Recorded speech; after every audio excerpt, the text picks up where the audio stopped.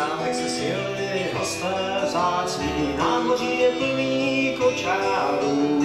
Ihned jak se sední, fanfáry zazní a panstvo se chlopí pohárů. Panáček livrej na zpěv hraje, pod tíhou jídla praskají stoly. Tisíce svíček na bráně do ráje, sloužící nesou pečený voly. Nesou pečený voly, na zámku se dneska válčí.